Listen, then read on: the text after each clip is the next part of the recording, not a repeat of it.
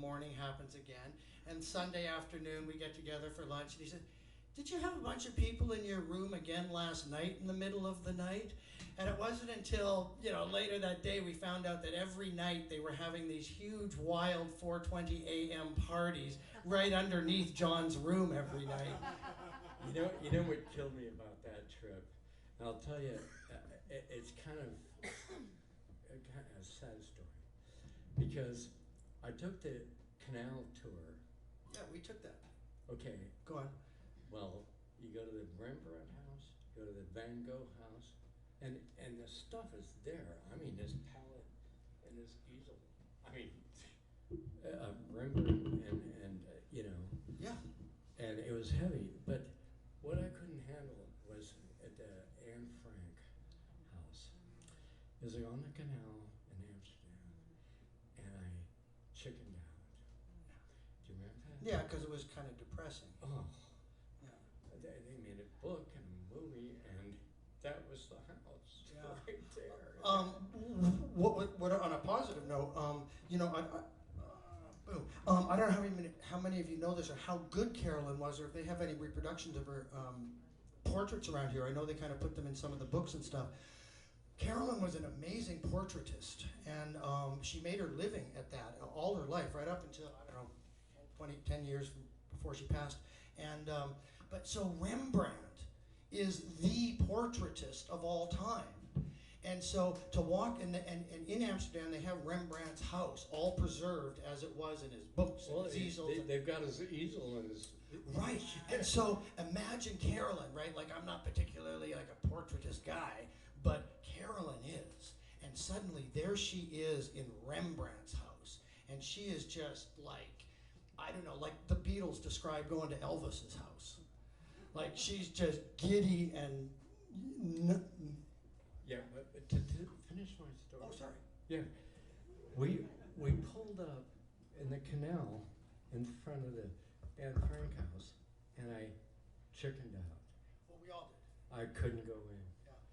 Because it would break my heart, the bookcase and the stairway. I'm sorry. Yeah. I just said forget it. Yeah. I'm not going in. These Cassidys have big hearts. Yeah. Oh. I'm cool. Took me a minute. But I said I'm not going in, and you guys said we're not either. Right, yeah. That was cool, Brad. Give me a 5. Because it's just, the whole story, not to mention there are, 7 million of her. It's like, I just got emotional, and I couldn't go in. Well, speaking of emotional, one of the things that you and your mom taught me was the power of a mother and child relationship. And Carolyn and John had a friendship that I had never witnessed before between a parent and a child. And it changed my life, John. And that trip was part of it, was to see how this parent and this child could be friends and party together. And We could party. Yeah, they could, starting at breakfast. No. Yes. Either that or finishing with breakfast. Yeah. Sometimes they finish with breakfast for hours. But that was a really beautiful thing. There is rare. And another thing, in all of Beatlandia, we've talked about this too before, that, there were not many great parents in the whole beat world. This was not exactly your, with Dr. Phil, like lessons in parenting. But John and Carolyn were something else together, and they, like I said. What I want to tell you is that she started this whole movement, and I, narc on her about it. I go, "This is all your fault." She goes, "What do you mean?" Like hippie, the beatniks and the hippies and everything, because she moved to Denver in 1947, and Neil followed her. And, and so did Jack Kerouac and Allen Ginsberg and Bill Burroughs. They all followed Neil because he followed Carolyn to Denver in 1947. And I said, Mom, it's all your fault. And she goes, I'm not taking responsibility for all these, hippie, Okay, this is about you and your mom. This is in this book about the Cassidys, okay? It's real short. You know how, okay, I kind of said some of this, but whoa, Nelly. You know how our favorite beats are not exactly role models? How there aren't a lot of heartwarming parent-child stories in Beatlandia. Well, there is one. Carolyn Cassidy and her son John were something else. And honestly, I'm tearing up right now just picturing them together. It was the greatest thing. They loved each other as much as two people can. And they were also something like a comedy duo, like a Burns and Allen, or a Nichols and May, or a Dashiell Hammett's Thin Man couple. Am I right? Wisecracking all the time, and so in sync, you'd think they'd been jamming since birth. They had each other's rhythms and thoughts down, and could just play the other. It was amazing, like two instruments trading off in a band. There could be a room full of people, and there could be different clusters, and they'd still somehow hear each other, what the other one said, say something, and the other would laugh from 10 feet away. And this was never ending. They didn't even have to be on the same continent, and they could make each other laugh just by hearing the other's voice in their head. And they would tell the most risque jokes or one-liners that would make me blush. And the two of them would just roar. And there were so many nights in hotel rooms or restaurants that we'd be talking and laughing so loud there were noise complaints. And when I mentioned in my tribute to Carolyn about her inspiring me with my own mom, it was really seeing them together that exploded my framework of what a parent-child relationship could be. They were like two little kids when they were together. Look at that selfie that I published in this book. I bet that's the exact same expression of giddy, silly, playful joy Carolyn had when she was 4 years old. And they could also be like two complaining old fogies on a swing on a porch, grousing about how things ain't the way they used to be, and then crack each other up at the irony. What I'm saying is, there was at least one tremendous parent-child relationship up on Mount Rushmore in South Beatlandia, and those two were it. I got one more story. My mom was doing a speaking engagement in San Francisco back in, I don't know, 82 or whatever, doesn't matter. And after she was done, my sister Jamie and I were driving her in her old Rambler station wagon. And after she was done, it was only about noon, and she goes, let's go to 29 Russell Street. Oh, great. Where I was conceived. Thank you. And it's about 6 blocks from here. Well, yeah. This was the house. Yeah, and now it's a tourist attraction. But she goes, let's go to 29 Russell. And I'm all, sure. So we pulled up. There was actually a parking space, which is unheard of in San Francisco, if you know what I mean. I'm all, cool. And we park here, and we're poking around on the side of the place. Now I got it. And the door opens, and the current tenant opens the door and goes, hey, can I help you? Because we're looking, she goes, that's the same garbage can. I'm all, Mom, that's not the same garbage can. She goes, no, that's the same. And the door opens, and this guy goes, can I help you? And she goes, I used to live here in 1947. And he goes, do you want to come in? Check it out? And she's all, yeah. So this guy was pretty cool. But he pretended that he didn't know, the significance in the backlog of that address, 29 Russell Street, San Francisco, California. He goes, come on in. So he was pretty cool. He had blueprints that my mother made, she added a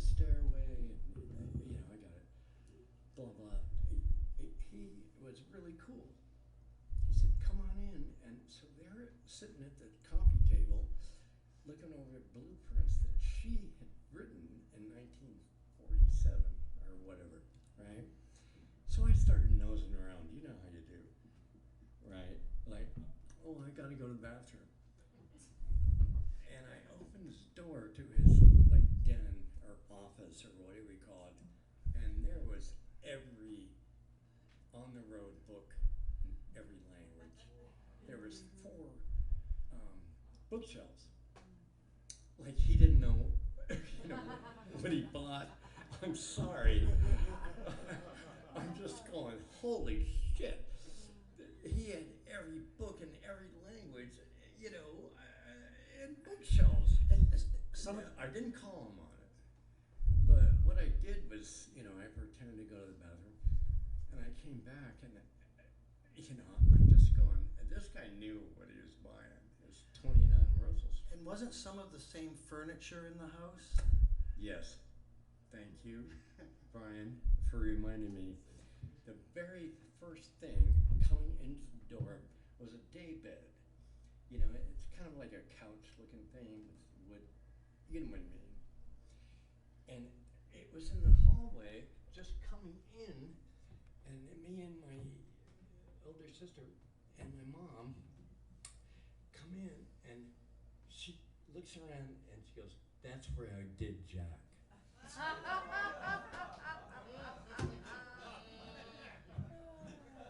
It was the same couch, and but I'm going, Mom. TMI. Because she was, you know, super pure. Yeah, She was pretty Puritan in some ways, but big then in time. others. Well, Hey, Johnny, that's where I did Jack. I'm telling you, my sister and I laughed so hard that she just went, you know, and walked in and, you know, and talked to the guy about the blueprints and shit. And I went into his office or den or something because the door was ajar, and he had every book that you can imagine. But he also had the bed where you almost had a sister born.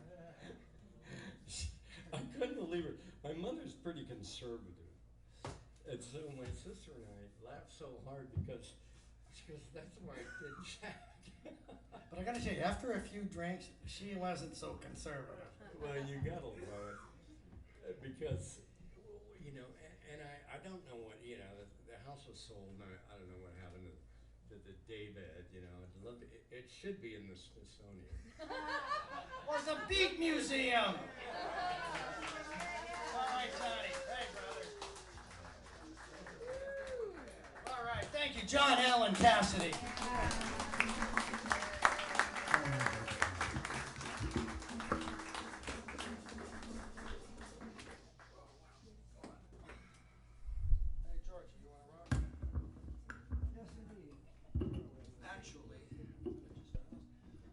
Why I wrote this book here, this Cassidy book, I've been coming back to a few times, but just this has a little bit about Johnny right in it here on this page.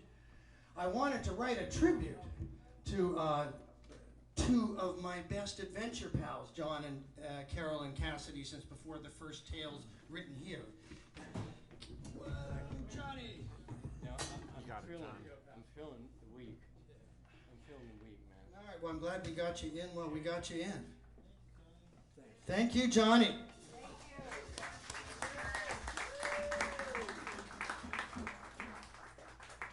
This one sentence or paragraph about why I wrote this book. I hope these stories I'm able to bring John and Carolyn a bit to life for those who didn't know them, and maybe inspire John to continue writing his uniquely Cassidian stories, and perhaps even return to the stage and his rightful place as a primary living voice of the Beat generation. Oh. John Allen Cassidy.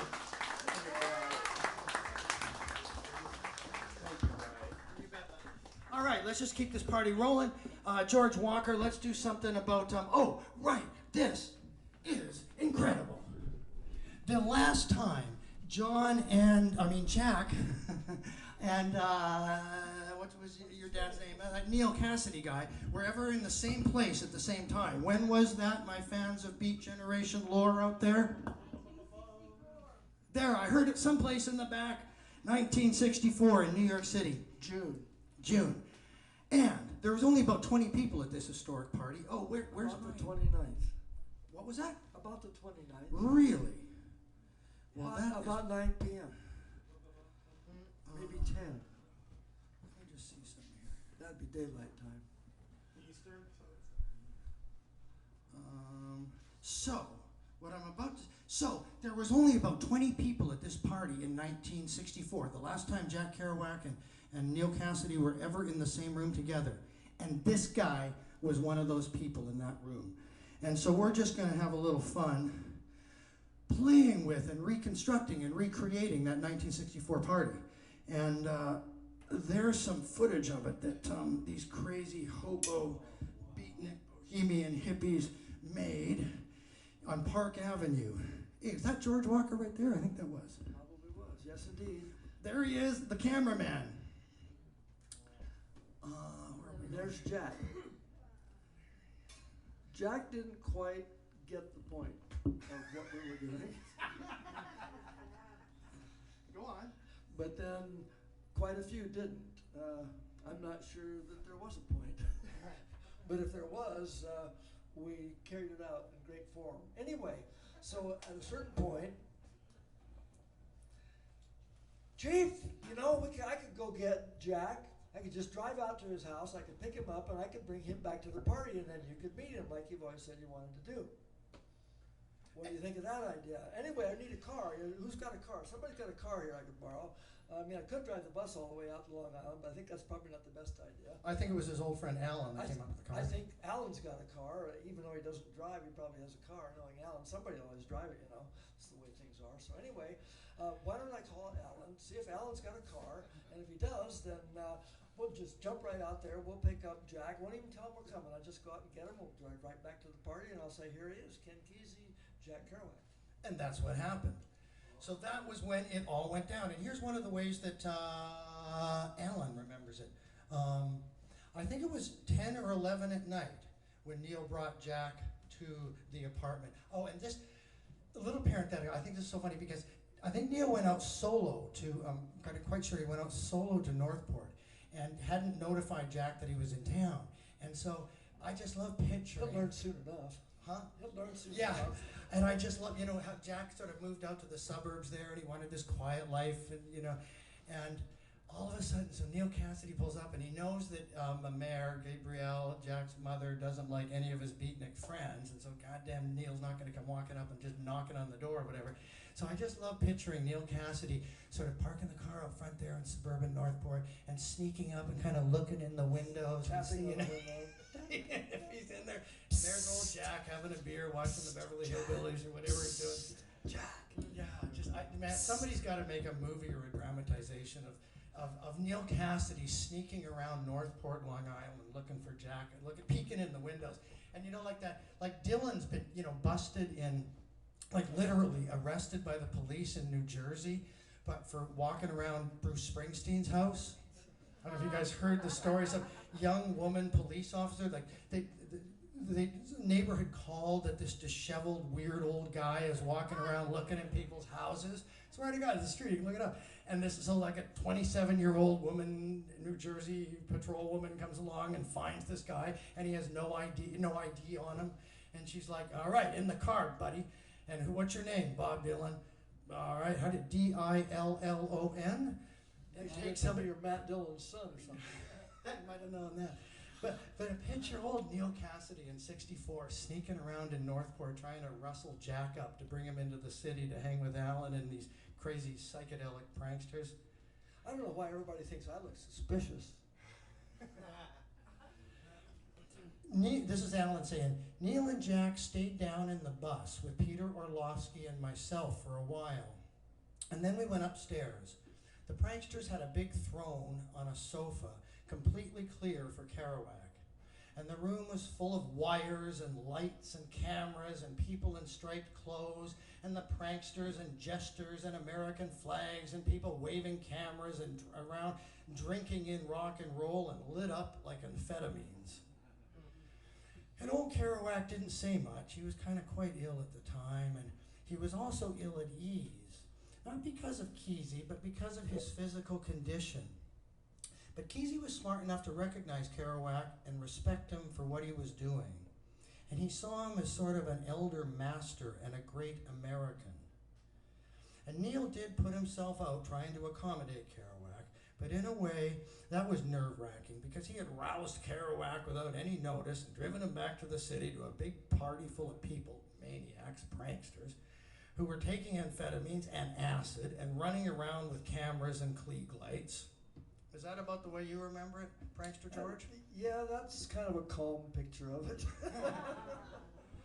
That's exactly the way I remember it. It was wild and crazy. We were all, as you can see, up on our feet, dancing around. Some of us still wear this stuff proudly. Still keeping it alive, the red and the white, stripes alive. Oh yeah, and we had showed up. Maybe it's a good time to show them how we looked when we came. What do you think? Oh right, we were supposed to bring this out. So this is how the pranksters showed up outside. This is what we looked like when we arrived. This is actually a real thing. This is the grill to the replica of Further that Randy Turley and I are in the process of rebuilding and putting on the road. This is what we're going to do. We're going to drive this one. There's going to be a farther bus. We're calling it Farther. It's a D Model International with a Gillick body. And it's going to have a prankster paint job, and it's going to drive like a fresh truck. So that's my current project. And it is in the works. And this is proof that it's real. Watch out, it's falling. Never crashed once in my life. Well, maybe once or twice, but never killed anybody. Wait, what about Very that? few In fact, hold on a minute there, mofo. You talked about it. We were talking about driveaways. I think you crashed 2 driveaways in the same day or something. Well, yeah, that was just the driveaways. That wasn't counting the one we stole. Oh. The first one, I mean. The second one we didn't crash. We ran out of gas, gave it back, and went and got another one. So can you tell me about the whatever you remember about how did, because Neil isn't really in this footage enough. They're filming Jack a lot. Neil is kind of standing back a little. I think he felt uncomfortable because he could see that this wasn't really quite going like he had hoped. The hope was that this would be this grand entrance, this great sudden camaraderie of these new best friends would meet and hug and love each other and praise each other and get up and both be excited about meeting each other and doing all this Cassidy-esque kind of stuff together.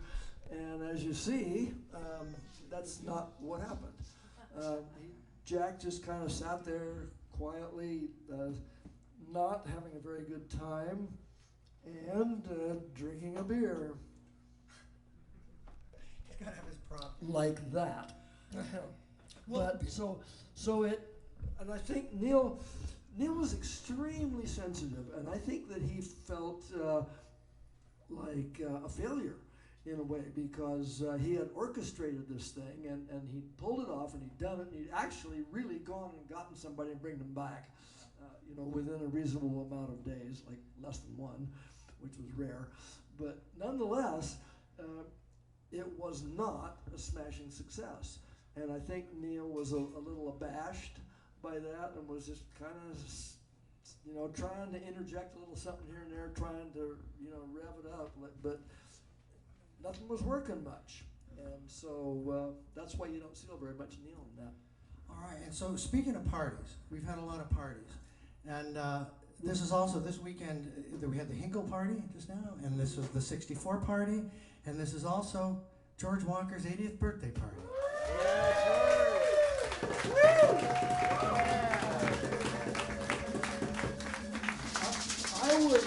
I was one of a handful of people who were at Neil's last birthday party in Puerto Vallarta, Mexico, February 8th, 1967.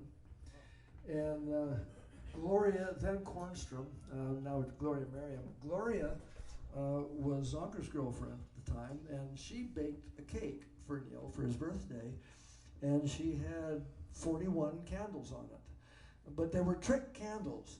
They were those kind of candles that you can't blow out. Once they're lit, they keep going.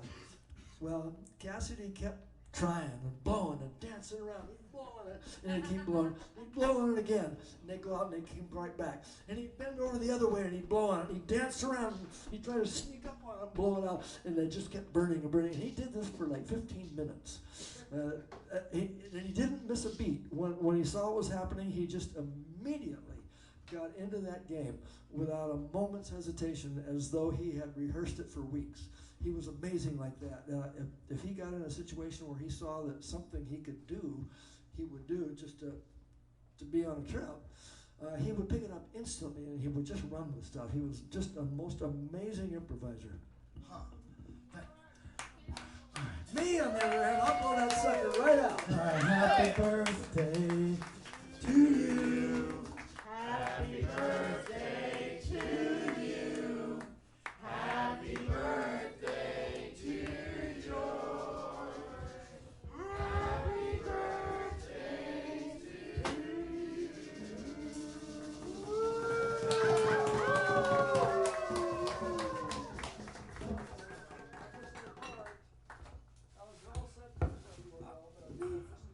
All right, this thing's gone on for hours. We've had a lot of fun here.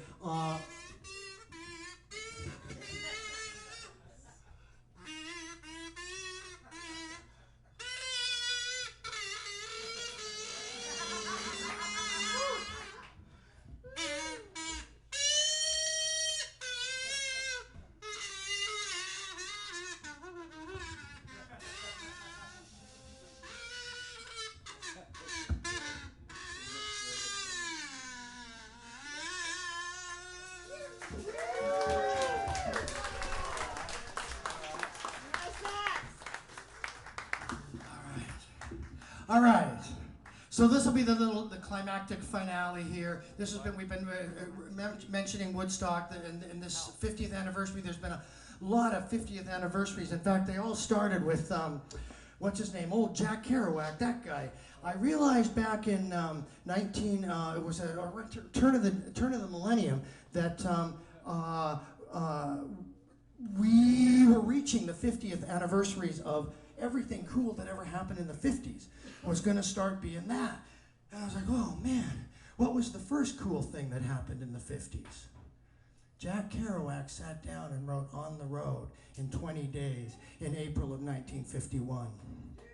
Yes, yay is right. He changed history with that maneuver. And so we had a big party for our celebration. We performed it in New York on the day he started it, and in LA on the day he finished it. And that began this series of 50th anniversaries.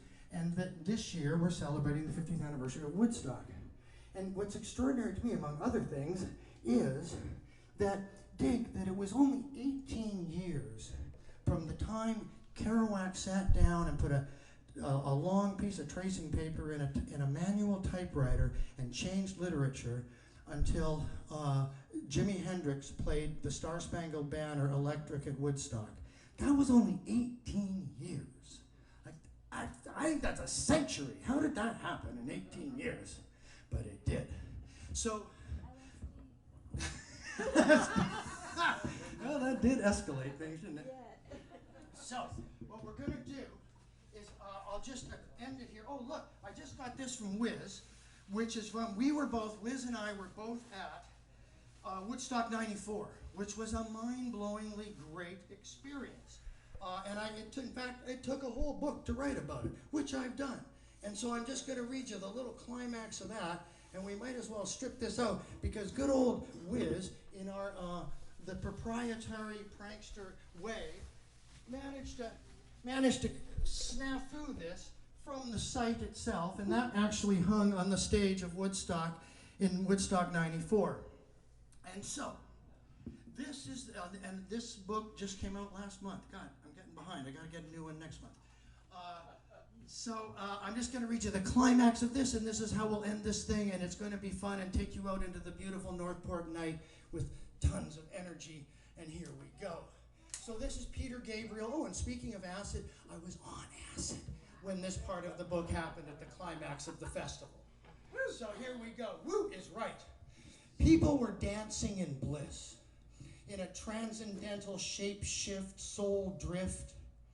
It felt as though Gabriel's set may have ended around here somewhere, because I remember wandering for what seemed like miles as the crowd kept cheering without music, exploring my way through the vines of peace hanging thick in the air like moss in the bayou, weaving invisible through clapping arms and whistling fingers, until at last I came out on the banks of the deep, muddy river that ran through the site, sparkling alive with the starry night spotlights reflecting us back at ourselves.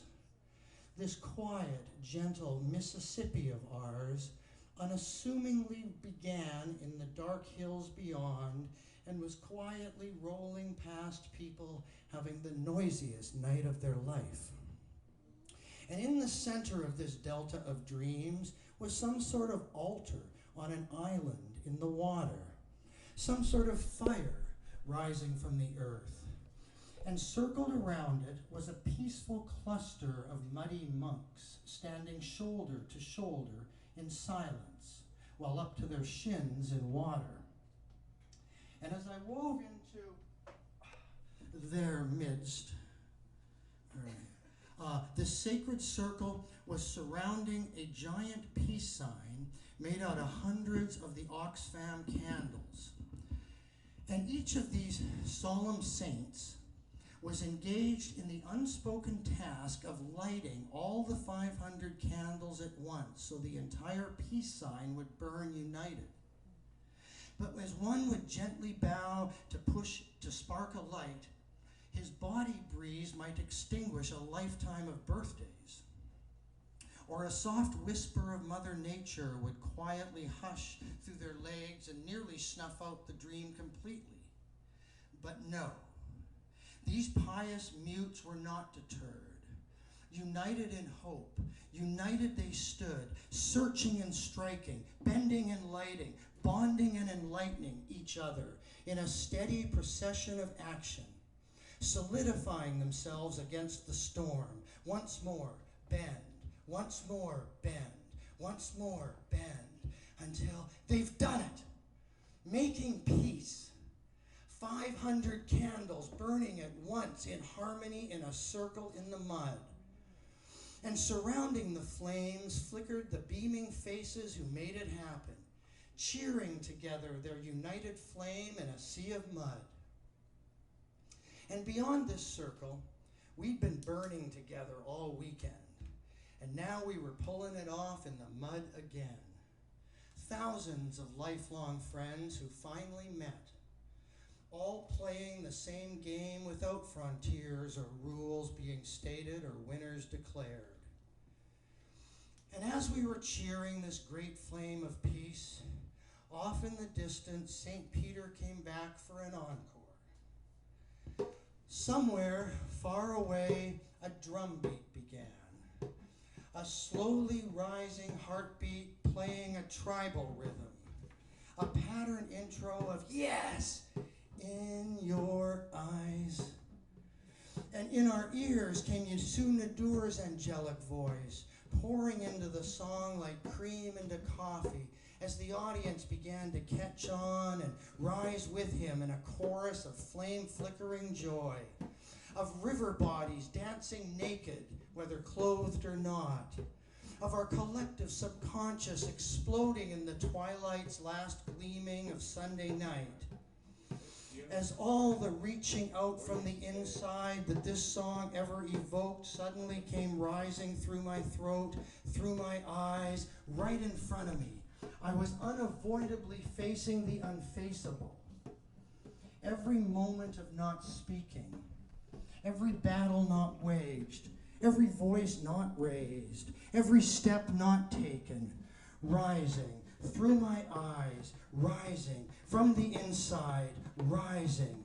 Every strength of conviction convincing me now, not again. Every moment of truth doubted, never again.